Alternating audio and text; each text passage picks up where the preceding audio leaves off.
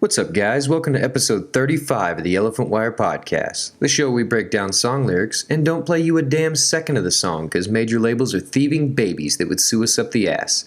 This week's episode, we're going to be dissecting the song Keep This Up by The Story So Far. Let's get some. Welcome to the Elephant Wire Podcast. Music. Drugs. Laughter. Lyrics.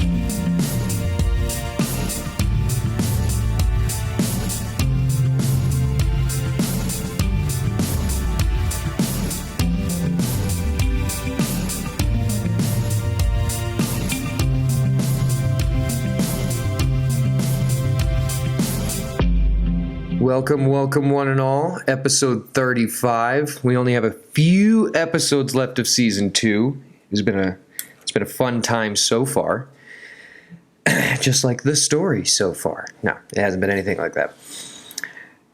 I'm excited to get into this episode today. I am, for a long time, I've talked about how much I fangirl over a lot of the bands that we have on here, and I don't know another band that we will do a breakdown of one of their songs that I would fangirl more over than The Story So Far. Case in point, they are, I don't know the best way to say, I mean, I've loved this band for a long time, but I would say when I don't know who to play, like if I'm trying to find some music and I don't know who to listen to, I just turn on The Story So Far. And more often than not, I get about 5 songs in, and I'm like, yeah, I'll just listen to these guys for the rest of the day then. To that point, in, what was it, the 2020 wrap-up that Spotify gave me, they were my top band again, and it said that I was in the top 1 percentile of listeners to The Story So Far, which means that there might be like 3 other people that listen to them as much as I do. 5 other people? I don't know.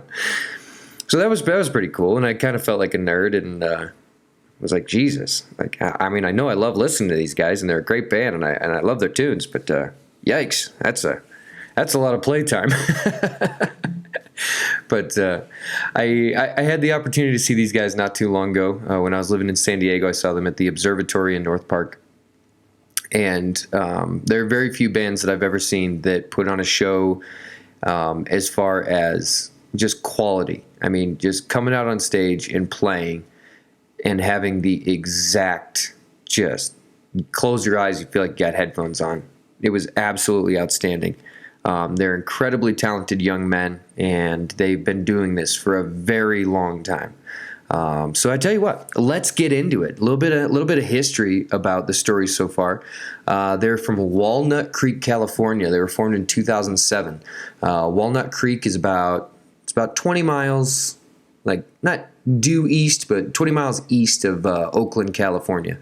They actually got their name, The Story So Far, from a New Found Glory song. The New Found Glory's, I think it was their first album. Sticks and Stones came out in 2002. That's where The Story So Far got their name. I think it's like track 10 or 11 or something like that off of Sticks and Stones. New Found Glory song. How about that? I was gonna introduce the band and just kind of go through like who each member is. But I tell you what, I think it'd actually just be better if I let Parker Cannon, the lead singer, do so. So let's just do that.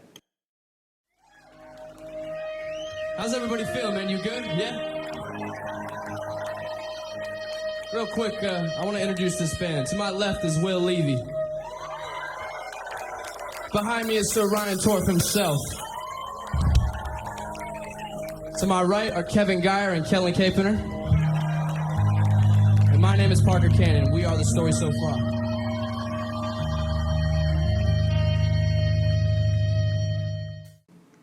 And there you have it. The Story So Far.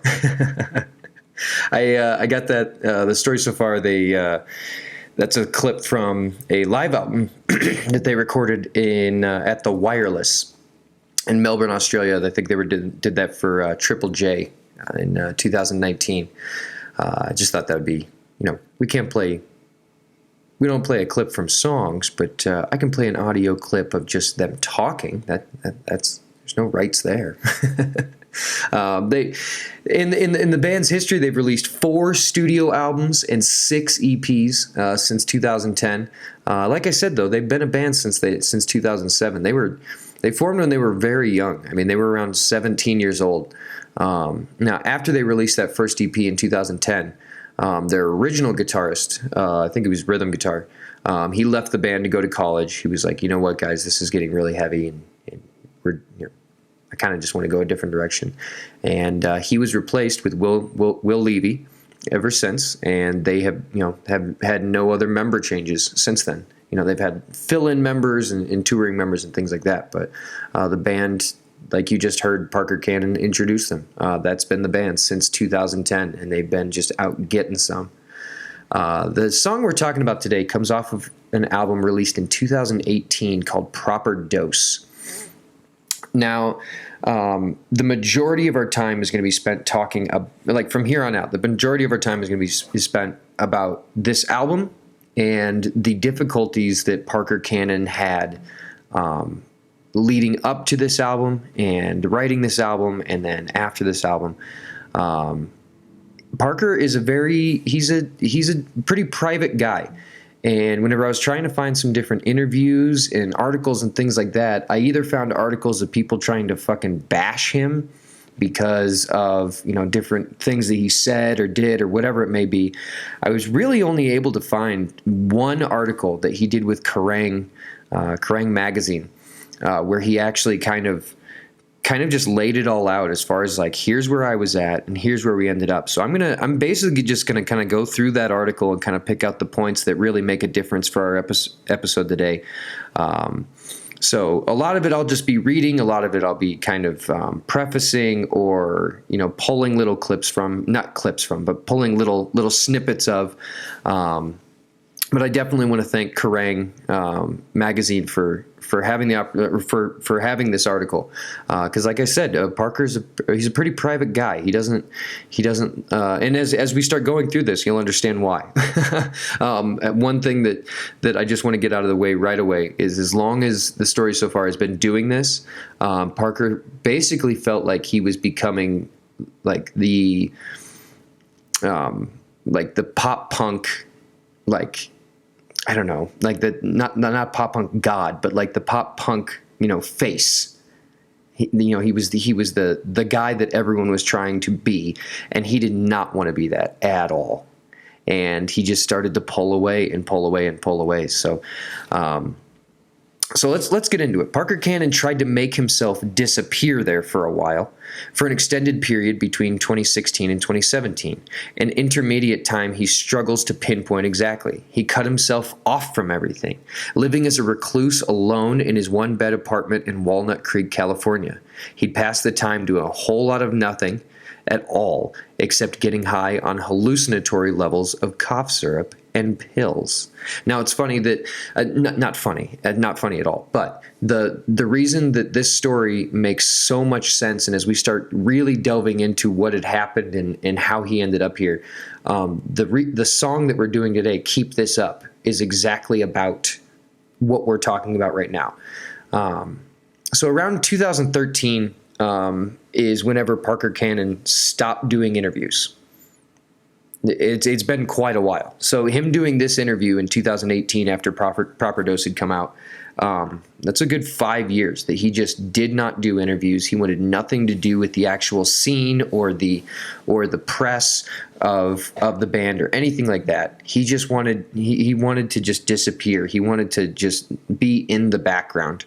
And it's, when you see him live, he's not a guy that's over the top and trying too hard. He literally stands there at the microphone with his hands crossed behind his back, like just holding his wrist behind his back, like a military guy that's, at ease or whatever. And he stands there and he just fucking sings and belts it out and does what he needs to do. He doesn't talk a lot in between songs. In fact, whenever I saw him in San Diego, about the only thing he said outside of "What's up, guys? We're the story so far," about 5 songs in, like someone was tuning or something like that, and he said, "How's the surf?" that was about it. He's not one to be, like I said, he's not one to be over the top and flashy and trying to be someone he's not. He's just himself. And I appreciate that. But yeah, like I said, around 2013, he really stopped doing interviews. And, once again, I mean, like I said, when you look at since 2013 to now, when you start Googling his name or whatever it is, you start to see a whole lot of just negativity tossed his way. He had a couple of incidents, one with a security guard, one with a fan jumping on stage to be an asshole. He even made it onto like a tabloid, so to speak. And it started making him out to be this person that preferred to just punch you instead of say anything. And because of that, instead of him trying to, recapture his own image, he basically just, if that's what they think of me, then they can go fuck themselves. And he just went further and further away from it. And that's fine. It's his fucking life. If he wants to do that, he absolutely has all the right in the world. The first quote I have from Parker Cannon here, he says, "I was doing my best to disassociate and disconnect from everything." And he's talking about, this is that interview that he did with Kerrang, and this is the first time in 5 years that he actually decided, okay, fine, I'll talk to somebody. He says, "I felt so out of whack, into this huge downward spiral. I didn't talk to anyone or do anything. I was lethargic. I was kind of flailing. And I felt so low despite being high all the time. I guess you could call it a personal crucible." Now, when Parker hit this point, they had been playing live and been around the globe for 6 years, nonstop. This young man, literally, like I said, they started their band when they were in 2007. They were all around 17 years old, and they for years straight just toured. And like I said, for 6 years, that's all they did. The early years, you play some shows, go home, play some shows, go home. For 6 years straight at this point, they had just been touring. So all he'd really known was just a life with no foundation underneath it. And I got another quote here. He says, "I think it was a way of me rebelling against that normality." And he's talking about, pulling away and from his image and being a recluse.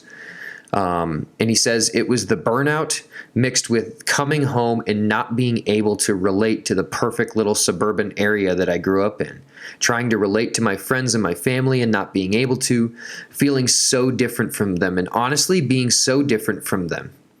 Now, I like that he differentiates the two, feeling so different from them and honestly being so different from them. Both things were happening. He not only felt it and absorbed it, but when he really just put it on paper, everything had changed since he had left. And he ends that quote by saying, "Traveling makes you different. It skews things." And how could it not? I mean, the more you travel and the more you see and the more you experience and the more people you come in contact with and cultures and places, how do you then go home to just suburbia and relate to people? You've changed so much. You've allowed all this external stimuli to completely change the person that you are, and that's a good thing. But the actual absorbing of it, the actual coming home and being okay with that is easier said than done. Now, as we go on here, things inevitably came to a head, and it prompted a couple of his very close friends to actually stage an intervention. And it was a wake-up call for Parker.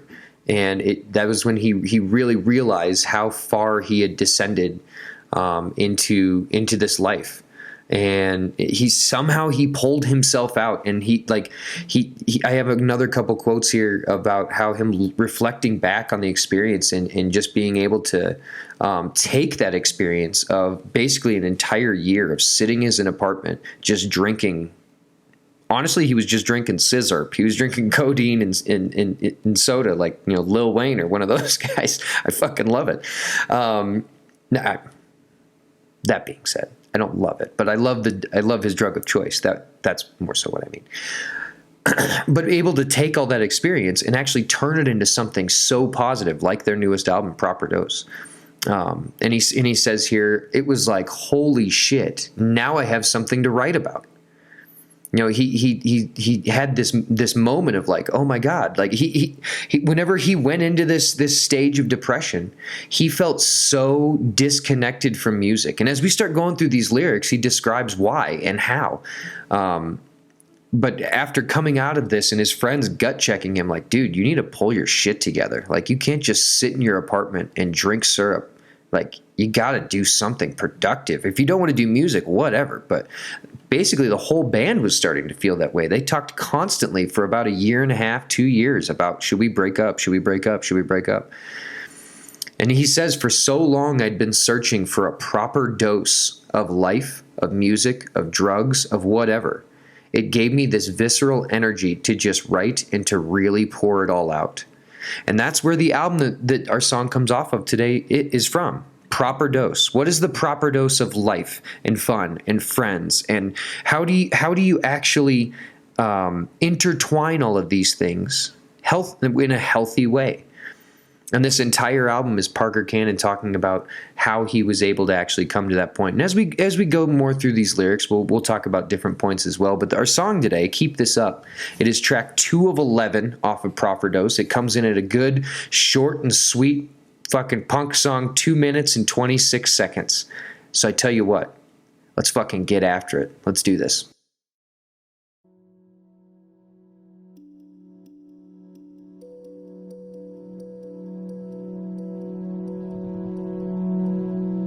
Chase me, fill in the gap now, gold in my iris. I miss how the waves sound. I haven't talked to my brother in over a year now. I hope that he's still proud. And what's with the things I do to try to disconnect the two? Tore all the fabric from our loom, and I hate that. My pessimistic views stem from all the drugs I use. Hide all my guilt inside this bruise, it's my ruse. Phase me. I feel the distance. I hear the cadence, the worst of all my sounds. I want to see why you love her, why you're good for each other, but I just don't know how. And what's with the things I do to try to disconnect you two? Tore all the fabric from our loom, and I hate that. My pessimistic views stem from all the drugs I use. Hide all my guilt inside this bruise, it's my ruse. I bet if you keep this up, you'll die here all alone. Yet you still fill your cup, nodding off now. Bet if you keep this up, you'll die here all alone. Yet you still fill your cup, nodding off now.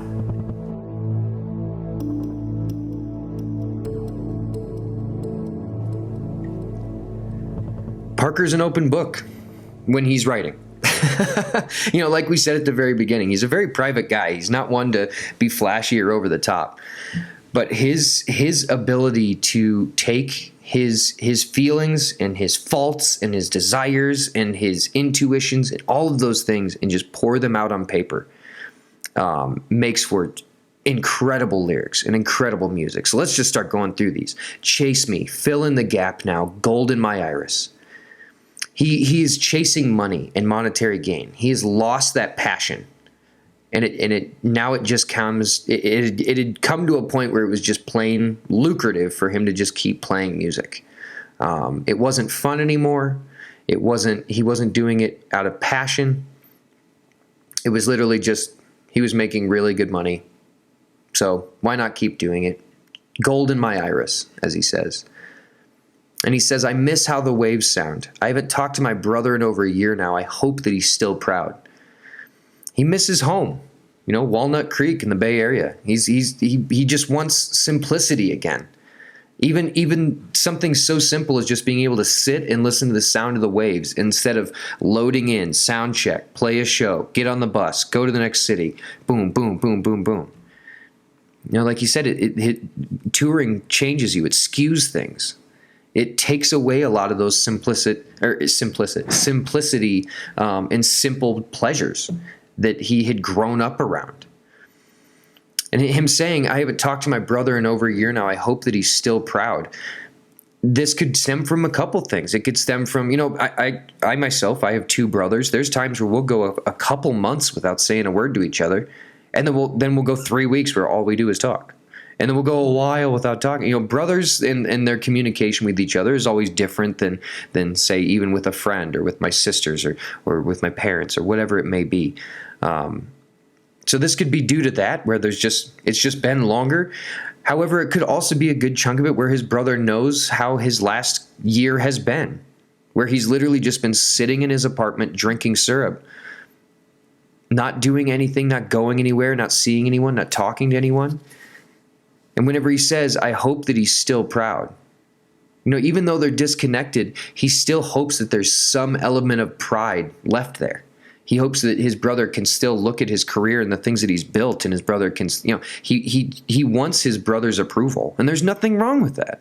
We should all look for, like, not thrive on the approval, but we should all hope that our family members can imbibe in our successes. He's not saying it in a way that, like, I need it. He's saying, I know what I've been the last year, but I hope my brother can still look me in the eye and be proud of me and what I've built. And he says in the chorus, what's with the things I do to try to disconnect you two? Tore all the fabric from our loom. A loom is a device that you use to weave cloth. So it's like, you know, those big things that, you know, have all the threads there and you're sliding the thing back and forth to make cloth with. And he says, I hate that. You know, what he's talking about, he's kind of using it as an example of he was building something and he was weaving a life and he was creating something. And when he says, what's with the things I do to try to disconnect you two? In my opinion, what I feel like he's talking about, he's talking about, he feels like he has ruined any future with music because of how burned out he is. He has separated money and music. And he's completely disconnected the two. The passion of writing and playing music live versus just getting the paycheck and going home and wanting nothing to do with the press or the fans or anything like that. And he even calls himself out. What's with the things I do? And he feels as if he's tore all the fabric, all the things that he's created, all the work that he's put in, of the weaving this career for himself and as the band. He feels that he just ripped it out of there and he can't stand it. And I hate that. My pessimistic views stem from all the drugs I use. He knows exactly how he ended up where he did. Hide all my guilt inside this bruise. It's my ruse. A ruse is something that you do that's intended to deceive someone. So he's being honest about his past and why all the songs he wrote in the past seem so negative. And this clearly, I mean, like he says, this is absolutely a result of opiate abuse. You know, all those negative feelings and the aspects about life have absolutely stemmed from this exact spot. And now cleaning up his life and setting aside syrup and cleaning things up and going a new direction again. This is why we now, the album Proper Dose, yes, there's still some negativity to it, but it's from a very different light. It's from a completely different place. It's from a place of, how did we end up here? How do we get out of it? And yes, those conversations are never fun, but they're not negative. That is a positive of the realization of where you've been. Hide all my guilt inside this bruise. It's my ruse. He knows that over the last few years, he's created this persona that a lot of people were seeing is just like, oh, he's just like, he's the face of pop punk. Of course he's like that. And he's like, no, I literally just fucking hated what I did. And it worked. You know, he pulled the wool over everyone's eyes. And we go into verse 2 here. Phase me. I feel the distance. I hear the cadence, the worst of all my sounds. You know, cadence is a musical term. It's talking about, you know, the driving of the song, the consonant sounds, you know, unstable to stable, you know, that's a cadence. And so he's using this terminology to basically describe his struggle with opiate addiction. Of that being high and then coming down, and then being high and coming down, and being high and coming down. And he even says it's the worst of all my sounds, of all the things that he takes part in, of all the things that he's a part of. He knows that this is the thing that's going to kill him. He knows that this is the thing that it will not improve him at all. And then he throws in this odd one. I want to see why you love her, why you're good for each other, but I just don't know how. And this is kind of out of context. It really is, because I highly doubt that he's referring to Codeine right now as her.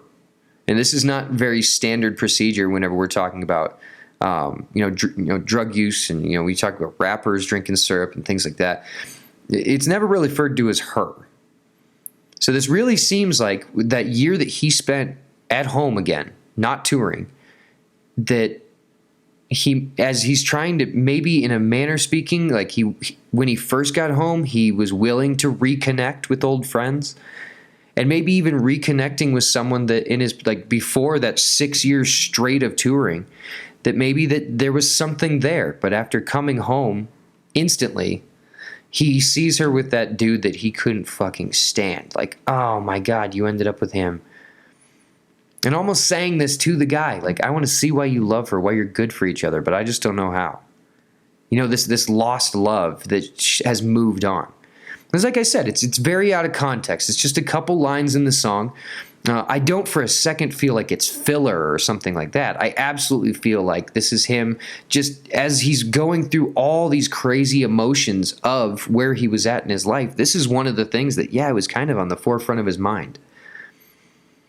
And we go back into a chorus again. What's with the things I do to try to disconnect you to?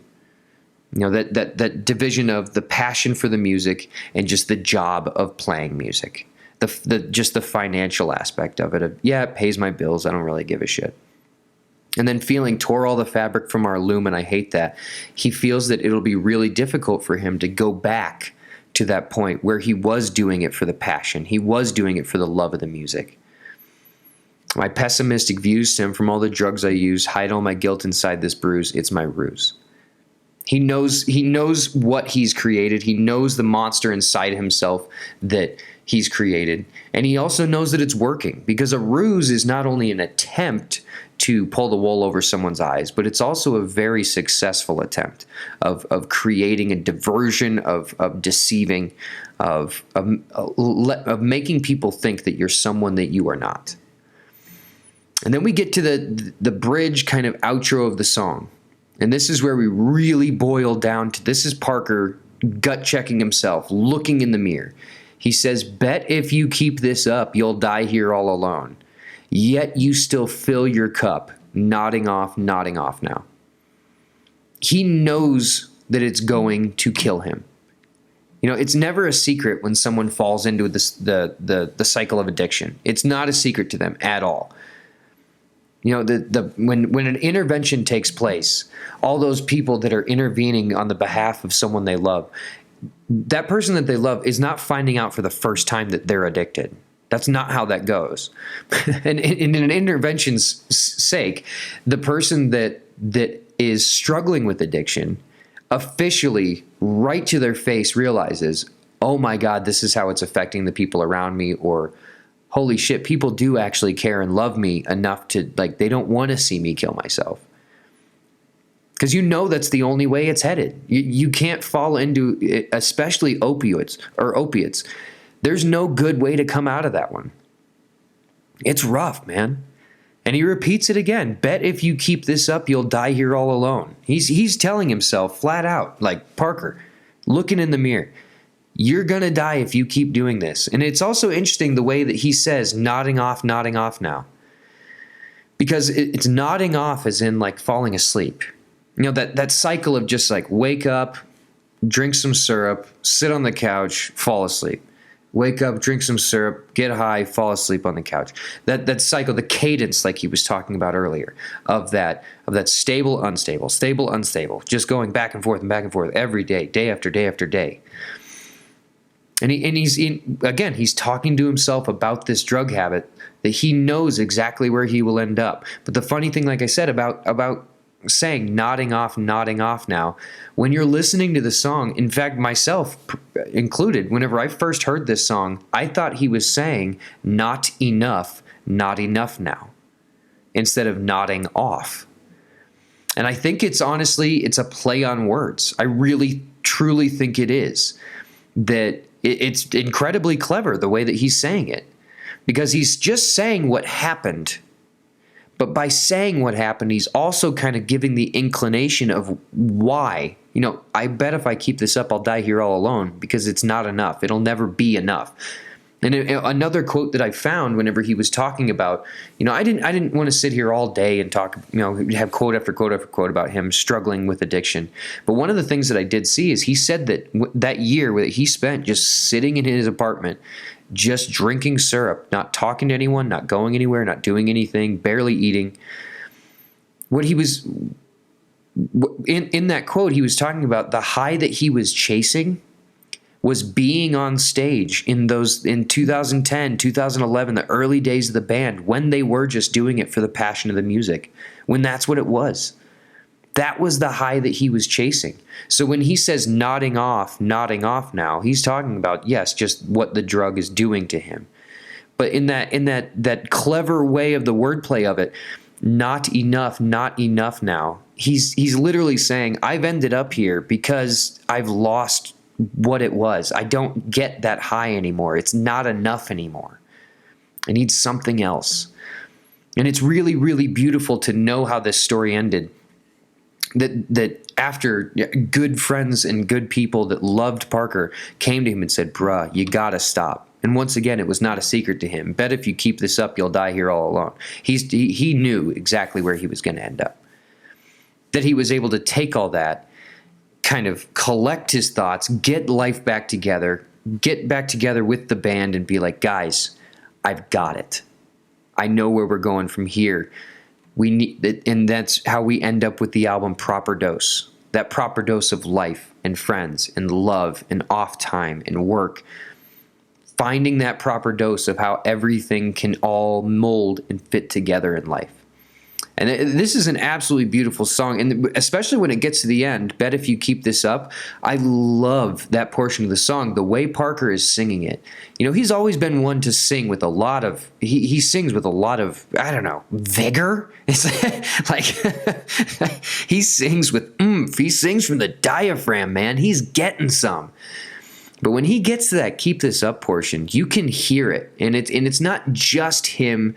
There's times in songs where he sings with a lot more from the throat and a lot more anger. When he gets to this point, it's almost like he's singing with it's almost like the wound is open still.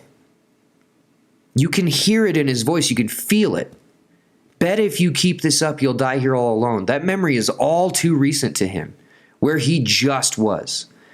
And the tough thing about addiction is that, for the rest of his life, this will be a battle. Yes, every day it'll get a little better and a little better. And with good people around him, it'll only be easier. But with addiction, he now, for the rest of his life, he's going to be struggling. But he's got this. And he knows it. And he's got good people around him. And he's come out the other side, and he has a whole new perspective, a whole new lot on things. Of being able to now refocus, okay, it's about the music again. Because they've got the fan base. They've got the support. They've got the, they've been on, I think it's Pure Noise is the record label they've been on forever now. They're not going anywhere. He knows that if he continues, okay, I've got my shit together, now let's fucking get some. And whether you're struggling with addiction, whether you're struggling with straight up just losing the passion and not knowing how to get it back, this is an awesome song that Parker has written. And honestly, the band altogether, such talented individuals. They really are. But this is a great song. I love it to death. And it's a great story, especially, like I said, knowing how it ended up so positively. But yeah, story so far. Keep this up. What a great jam. But it's now time for the local band spotlight. And this week, we have Sprockets, a fantastic band, alternative pop rock band, originally from Boise, Idaho, who is now in Las Vegas, Nevada.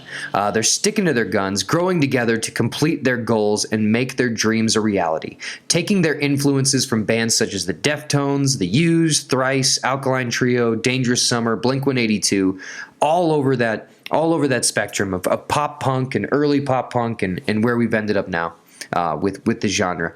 Medicated Empty is Sprockets' sophomore LP released Let me try that again. Medicated Empty is Sprockets' sophomore LP release, produced by Mike Herrera of MXPX. How about that? It was an album that helped tone and develop a song that would continue to grow. The release of Medicated Empty was well received, and the band's singles are still being played on radio stations, internet radio, and podcasts throughout the country. Just like this one. Uniformed Mascara was featured, which is a song off of, if I am reading this correctly, was featured on the season finale of NBC's Life. The season 2 season finale. How about that? And since 2010 release, new members Jesse and Maddie have joined the gang. This amalgamation was now perfect, developing and merging the members' styles together, blending each individual influence to create the unique sound of the Sprockets today. Sprockets' first release with that new member was the LP Armageddon Pigments, produced by Jesse Lawson of Sleeping with Sirens, which proved to be a resurgence of creativity and excitement. Self-Made, Neon Alley, and Romantic as Hell are on radio stations in the Northwest, along with many podcasts and playlists throughout the world. Currently recording their newest album, Ricochet Death. Their first single, Timeless Fiends, I believe is what it is. Unless it's a typo and then it's Timeless Friends. But who am I to say? I'm a new fan of the band. I haven't delved into the whole discography. It was released on January 1st of 2021. And since then, they have released Wandering Werewolf, The Orbit of Leo, Crustacean, Matchbook Strike, all ramping up to their release for a full album in December 21, which is not that far away. So keep an eye out for that. Sprockets of Las Vegas, Nevada. Great friends. We're going to be adding one of their songs to our local bands that don't suck playlist on Spotify. We will be posting about these guys all week, so keep an eye on our Instagram story and Facebook and all those places. Thank you so much, Sprockets. Keep at it. Keep the pop punk hopes alive.